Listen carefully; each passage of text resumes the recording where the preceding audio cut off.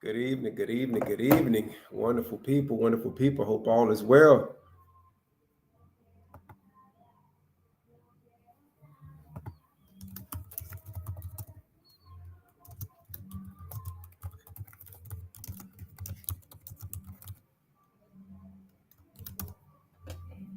Good evening, good evening.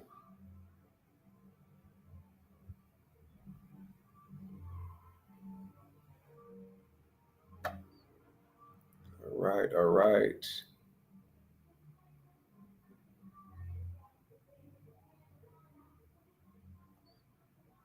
All right, we'll be getting started in about 2 to 3 minutes here. I want to give people some time to jump on. I know I had to switch up the times this week. I appreciate you guys being flexible with me. No, but good evening, good evening. We got Minnesota in the building. How cold or warm is it there right now, Alyssa?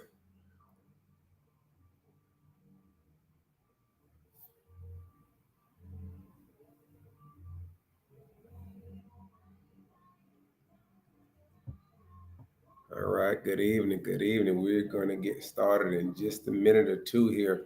Now, I need some audience participation tonight. I got a couple questions for you all tonight. So I hope you guys get your fingers ready, be ready to be active and answering a few questions for me. Okay, 89 degrees. Okay, so Minnesota does get hot. Hmm, okay, all right.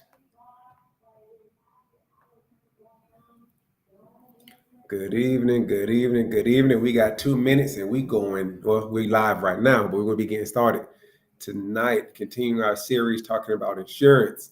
We're going to go in a little bit more in depth on term insurance and then identify how does that help me either build, protect, and or transfer wealth.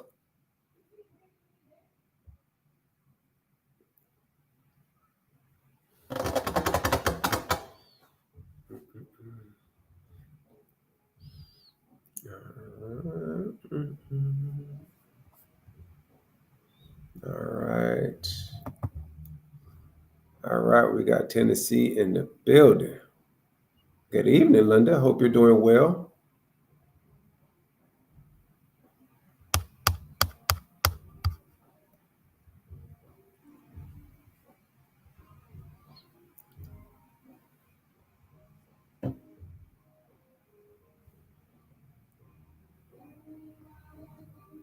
All right, all right. Let's go ahead. I want to respect everybody's time, so let's get started. As I normally say, thank you guys for investing your time with me tonight, right? And I just want to give a true testament that you're most welcome, Linda. Just give a true testament to the aspects of money freedom and time freedom, right? Money freedom and time freedom. Those are the two things that we should be after in life because money gives me the opportunity to be able to pay for the lifestyle that I desire. And it also buys back my time so I can live life wherever I want to. And the true testament now, like we normally meet on Wednesday nights, but I'm going to be traveling tomorrow. So I thank you guys for your flexibility. But the beautiful thing is I'm still able to serve you all using what via the internet, via Zoom, while I'm in another country, Aruba, right? So the reason why I work hard, one of the reasons why is because the life experiences that I get from that. And these life experiences allows me to travel and to do what? Experience new things and new sights. So this is why it's important that we do what? We learn high value skills that allows us to create money and not just earn money. Because a lot of the times when we earn money, I have to be there presently at a job, I have to clock in per hour, I get paid $1. But when I can create money, I don't have to be at a physical location. I can be work location independent. Therefore, I can work and create money anywhere. Right? That's the beautiful thing. And even while here, I heard something that I truly believe in. It's harder to keep, build, and transfer wealth than actually grow wealth. That's very, very interesting. We're going to talk a little bit more about that, and it ties into the aspects of why we need insurance and all kinds of insurance. Specifically, we're starting off talking about life insurance. Now, we're gonna the first part of insurance we're talking about here. is going to be called, we're going to talk about term insurance. And by a show of chat, how many people actually have a term insurance policy? Does anybody have a term insurance policy?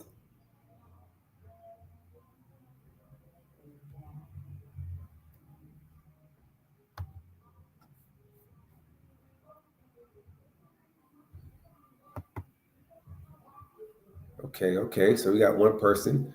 Yes. All right. We got two people that have term insurance policies. Okay. Thank you guys for the audience participation. Like I said, I'm going to need you guys today. Now, this is a question I want everybody to answer. This is not rhetorical, right? I wanted to really give some thought to it, right? Be as detailed or brief as you want to. But the question is, why do you seek to build wealth? Right? We understand what wealth is now, but why? Like, what's some of the one to top three reasons why you are seeking to build wealth? Because if we're building something, we don't know why we're building it, it can almost be done in vain. So consider that. Why are you seeking to build this thing called wealth? And if we're going by Jay's definition of wealth, what is that? An accumulation of assets that buys back my time where I get to live life on my own terms.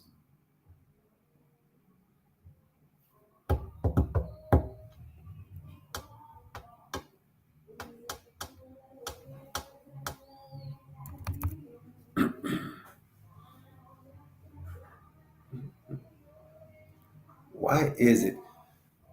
Is it to leave an inheritance to your children's children? Is it for you to travel the world?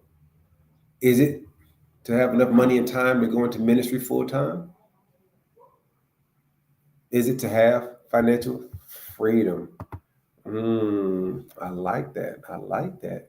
Alyssa said to have freedom. And freedom gets you what we have back here.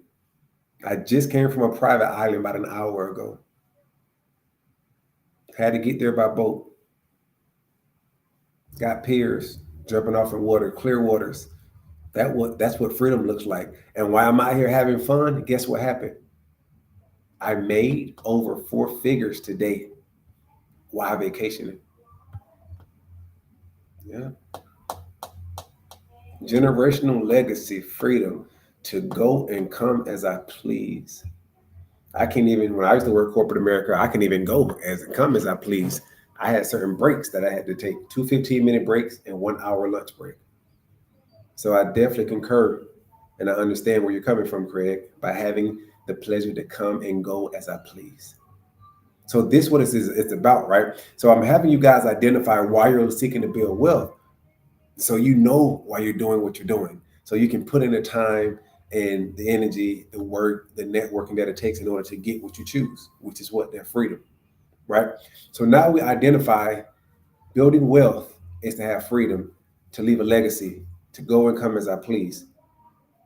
Let's see what it will take for us to get there. Because when we build wealth, how does life insurance tie into that? Right? Number one, right? So when we term insurance, right, is an insurance product. And when we think about insurance, as we mentioned last time, one of the main things people think about when they hear life insurance, we hear this thing called death, right? And you don't always have to die to benefit from insurance. But one of the main benefits of getting an insurance policy is the death benefit. Now, who benefits from that death benefit? Your legacy, your inheritance, right? A good man's leaves an inheritance to his children's children. So I'm building wealth to bless the next generation, the following generation, the following generation. So a lot of what you're doing, you might not even get to benefit from. Some of which you will, but some of which is for the next generation, and generation. Like what a selfless person that is, right? So what's one way that we can ensure that our next generation will have wealth, money, assets left behind through insurance? One of the best ways to do that is what? A term policy. Why is it though? Because a term policy has a expiration date. And what is the expiration date? Most term policies range anywhere from 10 to 30 years. That's on average what you will see. Now, if you stop paying on a term policy, via its premium every single month, or if you're paying it quarterly, semi-annually, or even annually, if you stop paying it, then that term policy lapses and you no longer have insurance that's active. But there's normally a period within about 2 years that you can activate, or I'm sorry, reinstate your insurance policy. And then now you're going to have insurance again. You have to make up for those months that you missed, but you can reinstate your insurance. And then now, if you were to pass within that 10 to 30 year time frame, guess what? Your inheritance will receive that death benefit. And that death benefit is what?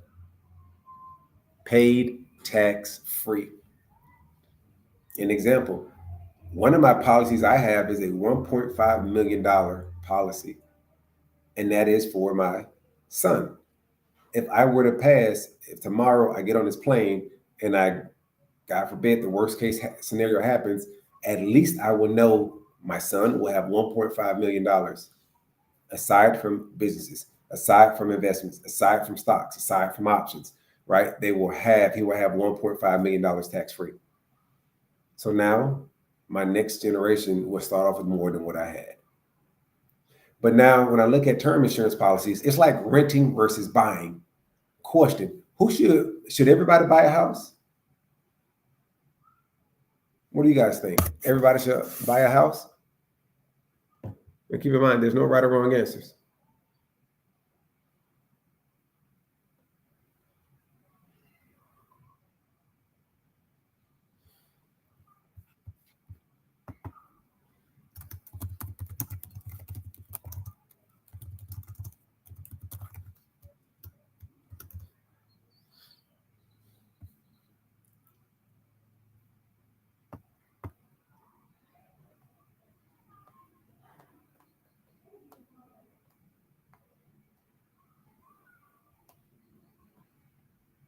Okay.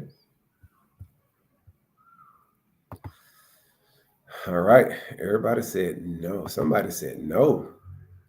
Okay. So now let me get one more thought, one more opinion. Should everybody buy a house? Okay.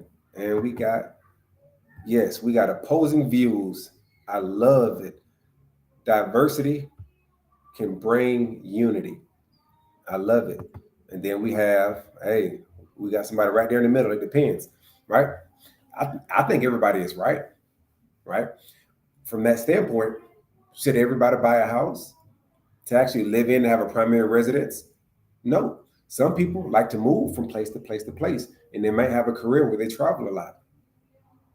Some people might not have enough money to actually afford a house because it's a down payment, and then there's maintenance costs that I have to have in order to take care of this home. But then now some people, their largest purchase in their life is a primary home. Sometimes some people's first home purchase is an investment property, or it may be a multifamily unit, whether it's a duplex, triplex, or quadruplex. They live in one, they rent out the others. So it all depends on your financial situation and your goals and your objectives. People like Grant Cardone, you guys might have heard of him, a real estate investor, billionaire real estate investor, states that he does not own a primary home. He rents a home. He has many rental properties and investments, but he does not own a home. He does not really condone people owning a home. So it depends. The same thing with actual term insurance, right? Should everybody have a term insurance policy?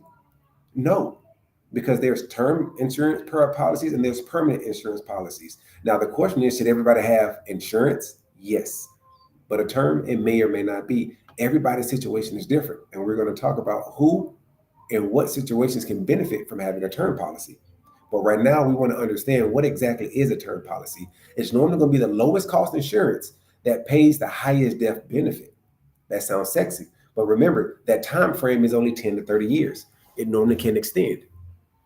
Now, when it comes to the expiration date, once it expires, what happens?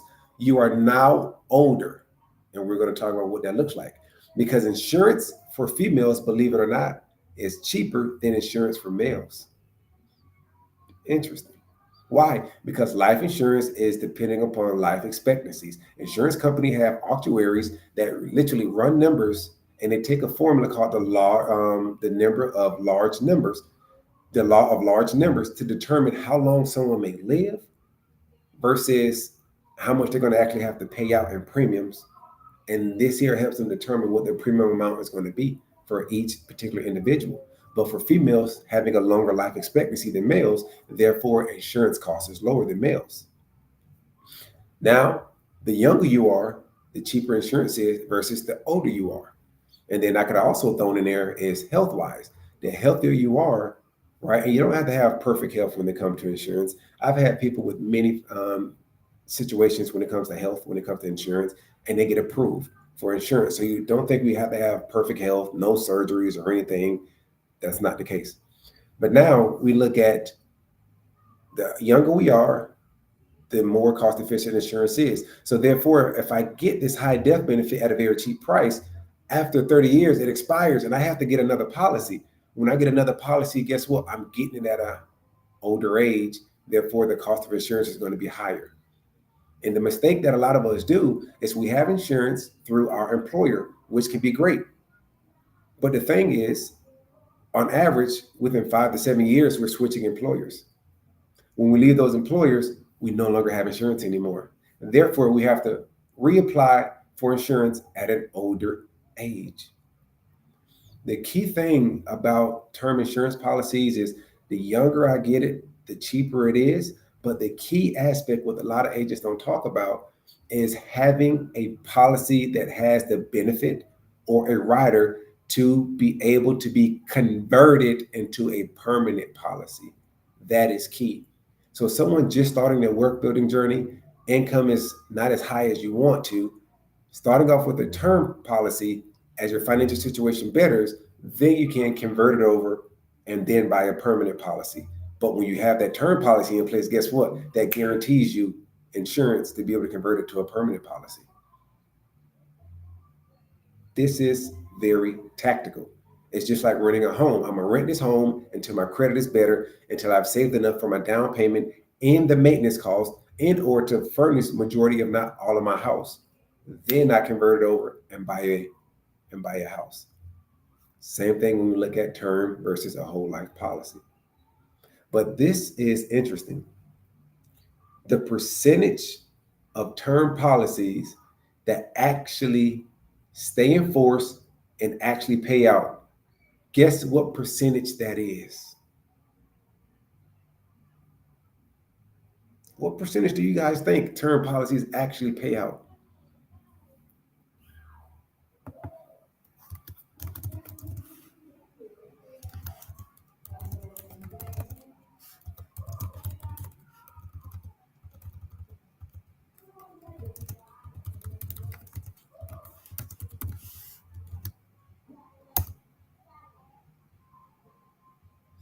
I got 25%. Okay. Let's get one more guess. What percentage of term policies do we actually think pays out? All right, we got 25 and we got 10%. Buckle up, ladies and gentlemen. The actual percentage of term policies that actually pay out is less than 2%. Wow. Interesting. Less than 2%. Therefore, if 100 policies are written, only 2 would actually pay out. Why is that, though? This is very interesting. That is very interesting. I had to start doing some research. I had to ask myself, why would I ever have someone get a term policy? Why would I consider getting a term policy or talk about a term policy and less than 2% actually pays out? And I did the research. And guess what turns out to be, though?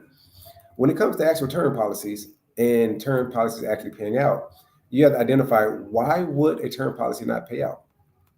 One, some people actually just stop paying on their premiums, and then the actual term policy itself does what? It lapses. So now, no term insurance is paid out because the policy lapses. Number two, when it comes to term policies, people actually do what? No, No, I'm not playing. No, I'm serious. But when it comes to actually policies itself, people lapse, right? They stop paying the policies and then they lose the policy. Some people forget about it, right? Some people have their automatic draft on a credit card. Their credit card expires and they just stop paying it and they never go back and do anything about it, right? So that's one thing. Two, the policy lapses and okay, I'm not going back and do anything. But what else? People do outlive the policies. So now about a 30-year policy, year 31, I got no more insurance. All right. Guess what else? If you commit suicide within 2 years of having your insurance policy, it doesn't pay out. After 2 years and you commit suicide, then it pays out. So some people may commit suicide within the first 2 years of owning that policy. And that's why it doesn't pay out. Now, another thing is people actually convert their term policies over into a permanent policy. This is another reason why some term policies don't pay out. So as we can see, term policies, they don't always pay out. Less than 2% pays out, but we can understand why that is. But term policies is just like car insurance. You pay car insurance how often? Every month. When was the last time you had a car accident? For me personally, the last time I had a car accident and my insurance company was liable, I've always been in the right for some reason. I don't think I ever hit anyone, but it was at least 5 years ago. But what if I didn't have car insurance? I hit somebody else's car, I damaged their property, I got to get that car fixed. They got injured. They might try to sue me. So now there's liability costs and medical costs. What if I didn't have insurance? That would do what? Potentially wipe me out financially. So it's better than to have insurance than to not have insurance. So you're paying for the protection in case the worst case scenario, which goes back to my planning. Plan for the worst and hope for the best. But yeah, you're right, Tasha. Having an accident can do what? Increase my actual premium on a month-to-month basis. Unfortunately, right? So now this is why term policy does have a specific play in somebody's portfolio, but too many people have only term insurance and you're paying too much into term insurance. Yeah, I pay $500 and I got a $7 million death benefit. That's sexy, but it's only for 30 years. And if I'm 30 years old as a male, that's going to last me to age 60. My average lifespan is 74. So there's a small chance that I'm actually benefit, or my beneficiaries are actually going to benefit from these insurance policies, right? Interesting stat that I wanted everybody to know. So now we have a scenario where you guys probably heard of term policies before, where it's called like ROP, which is return on premium, where you're charged a little bit more a month, but at the end of the term policy, you get back everything that you paid into this term policy. How does that sound? That sounds good, doesn't it? You got an insurance policy that you pay a little extra every single month, and you get back everything you paid after the term date, which in this example, let's say 30 years. A 30-year term policy, let's say on $500,000, it's going to be $30 a month. Yeah, sounds good. But let's say that now I have a $500,000 policy, I'm paying $30 a month. If I pay an extra $15, which now I'm paying $45 a month, after 30 years, I get back all of that money that I paid into it, which is almost about 15,000. It's not bad, but that's 30 years. After 30 years, I get my money back. What if I got a regular 30-year policy and I took that $15 and let's say I invested it into, let's say, the S&P 500 fund, and I made about 8% a year on that money? Which one you guys think will have the biggest benefit? Me investing that $15 every single month for the next 30 years and earning only an 8% return, or paying that extra $15 a month to the insurance carrier and getting back my full premium that I paid over that 30-year time frame. Which one of you guys think will be best?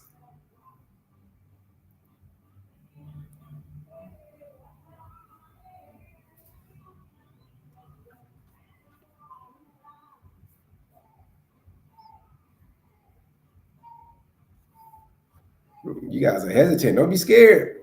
I'm going to put your answer on the screen, but don't be scared, right? I want us to really think about it. I'm going to pay that extra $15. So I'm going to pay $45 a month and get back my full premium after 30 years. Or I'm only going to pay $30 a month, get a regular term policy, and I'm going to take that $15, invest it every single month for the next 30 years, and make 8% rate of return. Which one is financially better?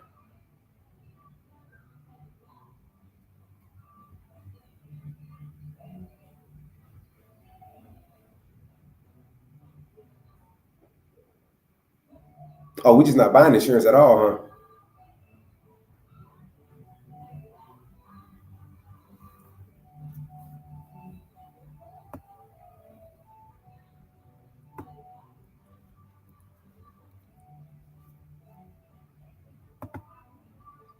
We're debating. We're debating. We're debating.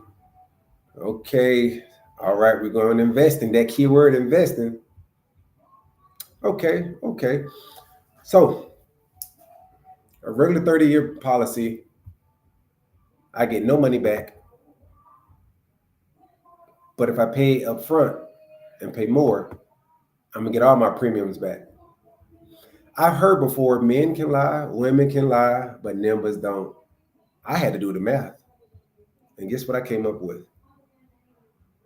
Now, when everybody get a calculator, pull up your calculator and do $45, 45 times 360, right? That's 30 years times 12 months. That's 360 payments. So 360 times 45, that's how much money you would have got back from your premium over the next 30 years. Now, keep in mind, time value of money. I'm giving you $16,200 for 30 years, and it's making nothing for me. But it is giving me that benefit where if I were to pass in 30 years, that death benefit gets paid out.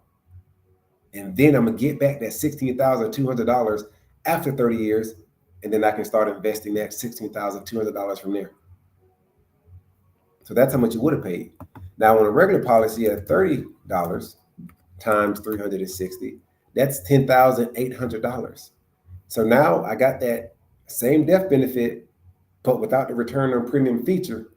And now I paid $10,800. That's how much I had to pay. But the extra $15 we put here. The extra $15, what do? We put that into a 30 years. We started off with $0. So zero, year one, we start off with $0. And then now we're contributing $15 every single month, earning a yield of 8% for the year. After 30 years, that gives me $20,541.92. The S&P 500 on average makes about 8% yield rate of return every year. So instead of me paying that extra premium, I put it into an investment. I still have my death benefit, remember. And now I got $20,541.92. This is the power of investing. Right? Now we're looking at also time value of money. Because what if I make a higher than 8%? Now I'm looking at a greater rate of return that I would have made. So a lot of these things can be sexy when it comes to these insurance policies. And this is what I help people identify and just really break it down, like what makes sense. Because I've seen so many different kind of insurance policies you guys wouldn't believe. And I just shake my head at a lot of these policies. Because most of these policies, they only come with this thing called a death benefit. And that's sad. Life insurance is more than a death benefit. right? And then we create these sexy type of insurance policies where people hear them and they're like, oh man, that's sexy. That really makes sense. But does it maximize my money? Does it give me the peace and satisfaction to protect my family and the legacy that I'm trying to build? If you're working with an insurance agent or an advisor, and in a way they are an advisor, when I say advisor, I mean financial advisor, they should know you and your whole situation. It's not just about selling you a product. It's about helping you accomplish your goals. And your goal, number one, is always to build wealth, because we understand how powerful wealth is, allow you to live life how you want, but then that leaves you something to transfer to the next generation so they can live life how they want. So that's a return on premium. So would I ever sell someone a return on premium policy? No. Now, under what circumstances, right? We talked about term policies and only 2% pays out, but what scenarios or situations should someone actually have a term insurance policy? Well, number one, if you just had a baby, that baby is dependent upon you. That baby is your responsibility to take care of. And having kids, no matter how old they get, there's always some kind of responsibility a parent has, right? Now, if you're underinsured, when I say underinsured, more than 50+% of people don't have enough insurance. They're underinsured. And one reason that is because we go get our life insurance policies through our employers, which normally only allows us to get a maximum of about 5 to 10 times our income. Normally about 5, actually, sometimes about 5 times our income. Now, when I mentioned before, having the ability to convert that term policy into a permanent policy, that's ensuring your insurability. That means I'm young, I haven't had major health issues, and I am younger. I can lock in a very low insurance policy that I always can convert over into a permanent policy, and I'm guaranteed no matter what happens to my health from that standpoint. This is how you use your insurability, your health, as an asset. And the earlier you do it, the better. Guess what? The right insurance policies can actually provide you the right term insurance policies that is more than a death benefit. It can supplement your disability, not just pay you a death benefit. And disability happens when you're what? Alive. It can also supplement major health issues. When I say major health issues, how many people know someone or have heard of someone or even watched a TV show that states that, hey, this person needs a kidney transplant, a heart transplant. Hey, this person actually has a heart issue.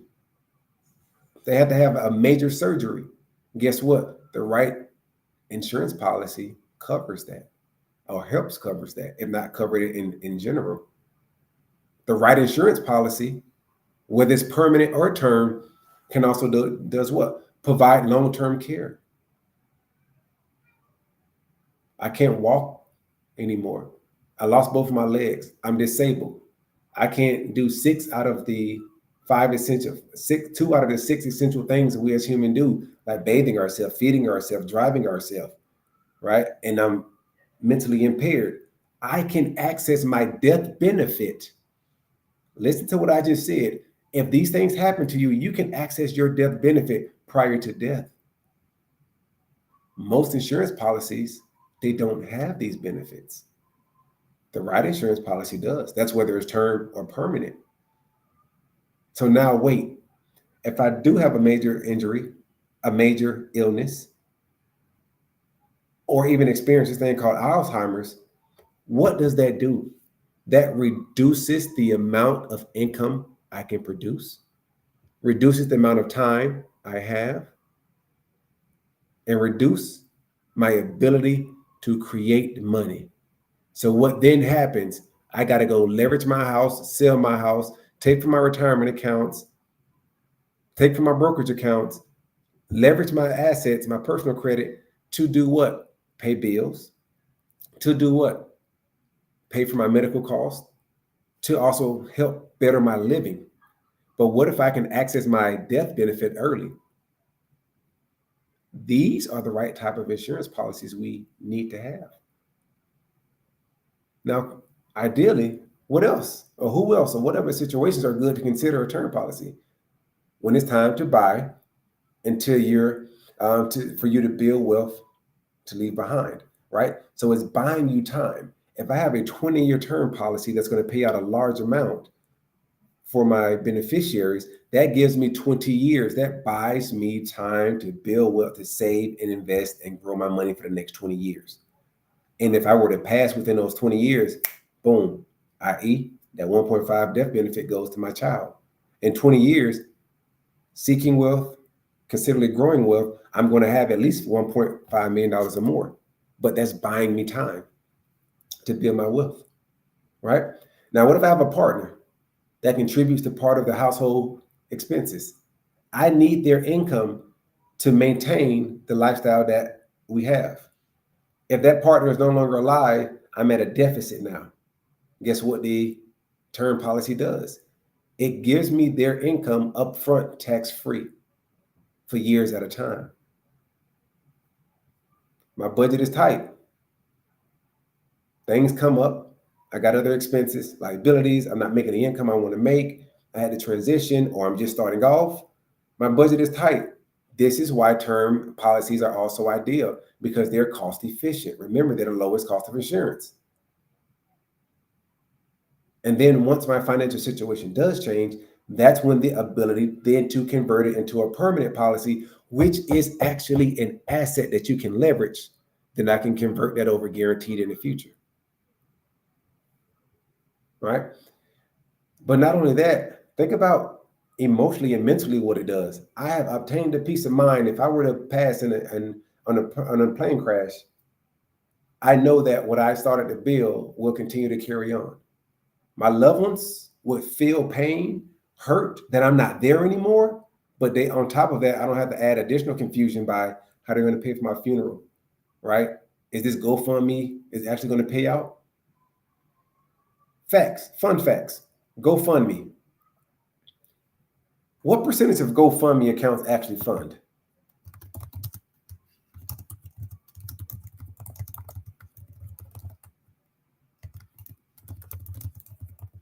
And when I say fund, if they ask for a certain amount, they actually meet that goal. What percentage do you guys think that thing actually pays out?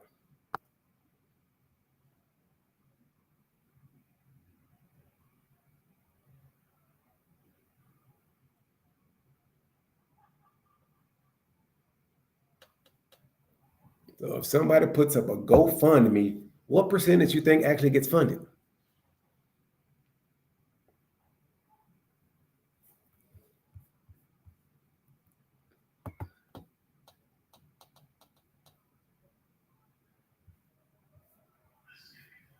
All right. Right now we got 0%. Well, some of it does fund.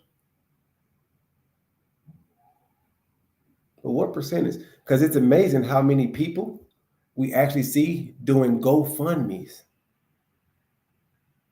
Imagine I need to bury my loved one and I'm dependent on what other people will or will not do. I got to bury them in a week or two. But now, how long is it going to take for that GoFundMe to actually fund? Man, you guys are some tough critics. Just because I said term insurance policy pays out less than 2%, now we just lowballing everything. All right, we got 10% and we got 3%. All right, the actual answer is 20 to 30% of GoFundMe actually fund and meet their goals. 20 to 30% actually fund and meet their goals. But guess what? They don't do it for free. There's a cost per thousand. There's a cost for transferring the money. So me being a person that try to get their house in order, me being considerate to the next generation, to my family members, all those that have to experience or will hurt or miss me, the least I can do is leave them behind something so they can bury me and have and send me off properly. And this is where term insurance can come into play.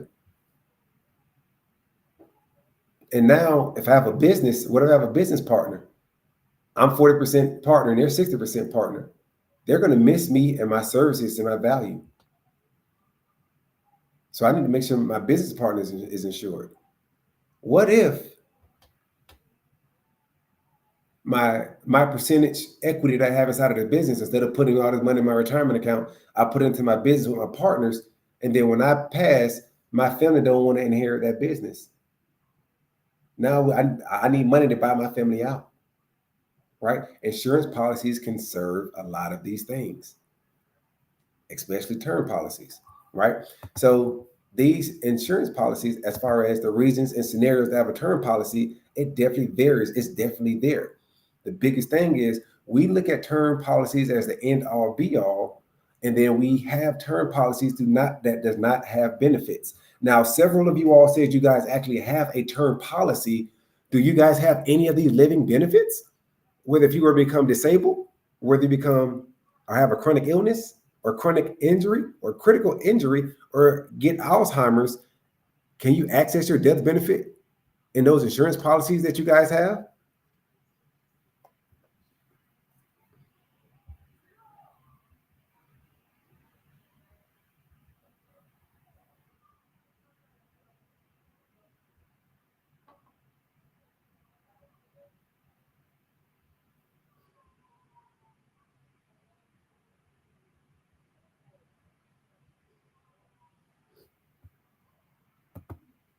Uh-oh, somebody must be working with some good agents. Greg said, yeah, he does. That's surprisingly. Most people don't have those benefits and the luxuries in their insurance policies. They only have a death benefit.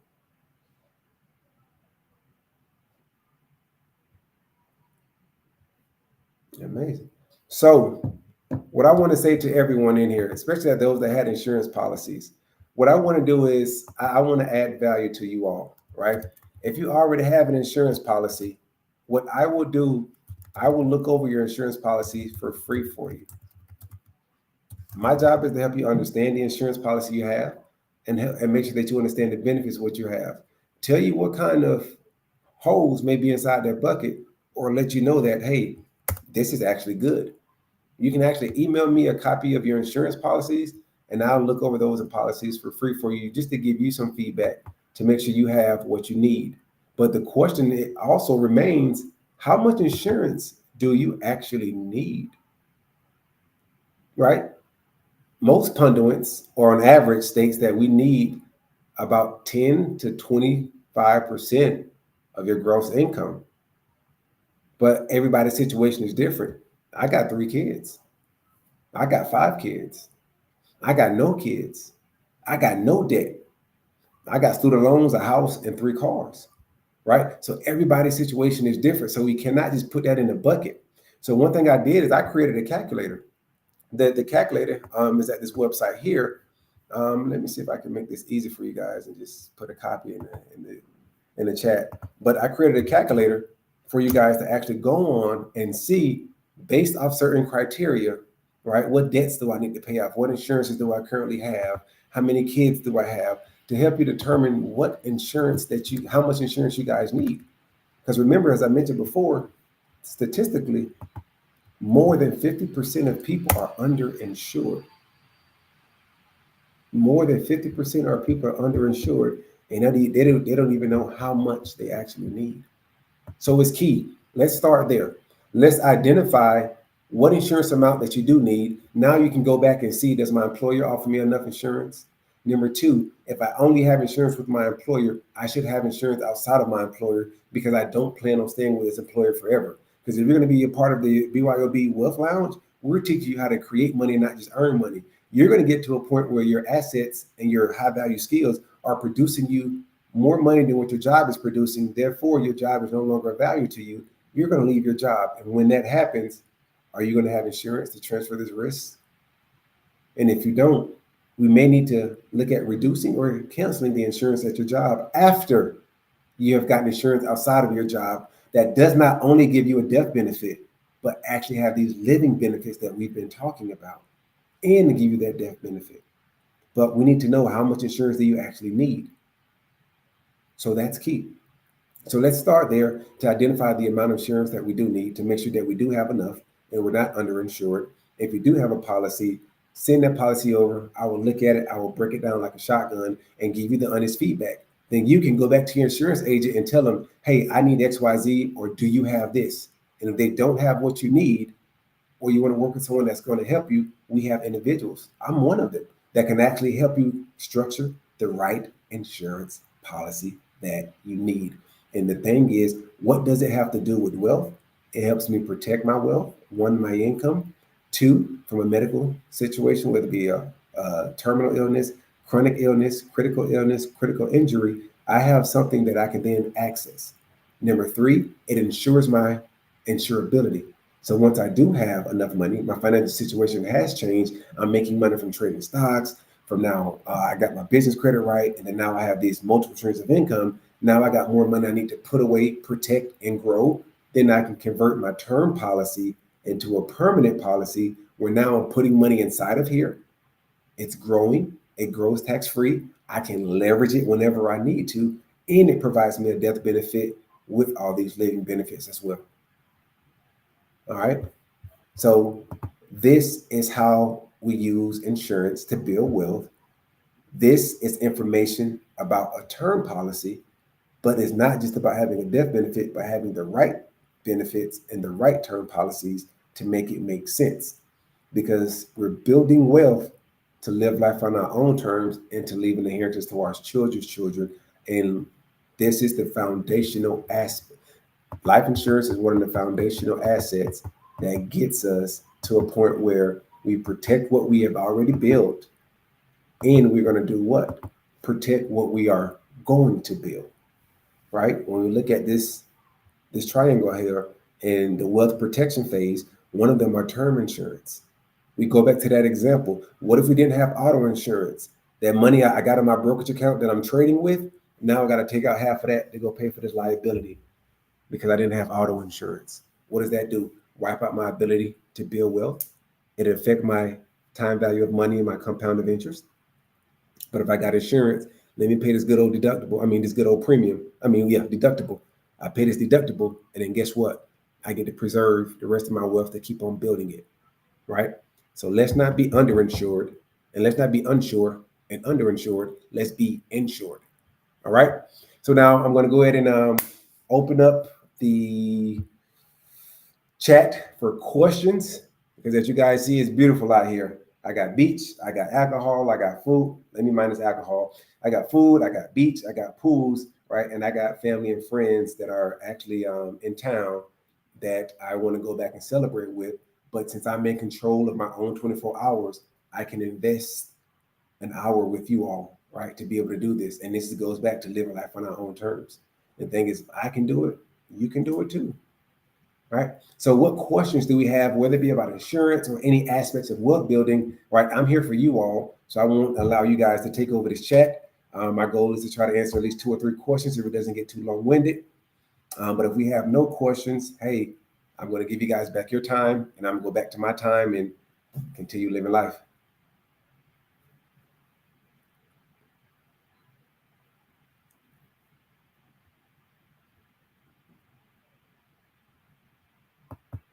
All right, I'll give it another minute. If nothing comes through the chat, I will bid you all farewell on this wonderful day.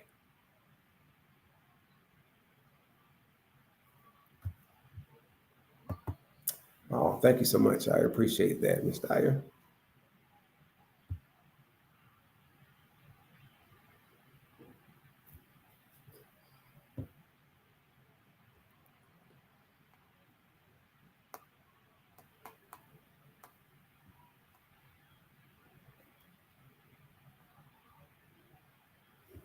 All right, you guys are gonna make it easy on me for today. Okay, no, my pleasure. Like my pleasure. Like it's like that's what it is. It's all about community, right? To be able to give people back this information, because a lot of people, especially advisors, that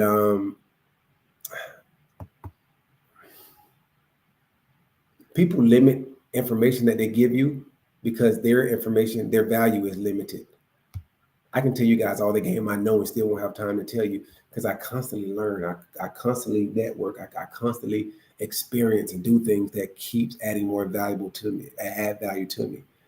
And at the end of the day, where can we go to find a licensed financial advisor that's wealthy, that lives life on their own term, and that does not have to make money only by managing somebody else's money? That's very rare. Where do we find a financial advisor that can teach us the orthodox and unorthodox way to build this thing called wealth, to live life on our own terms? That's rare, right? A lot of us, we don't have that resource that we can go to. And by being a part of this community and this wealth lounge, this is what we do. We have valued people with valuable skills and valuable information to share. Because guess what? It's better than to give than to receive. And that's how we keep on giving. All right.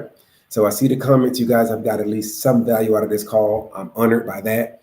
I am here. You guys will see me next week, Lord willing. And I appreciate you all very much. Until then, let's invest.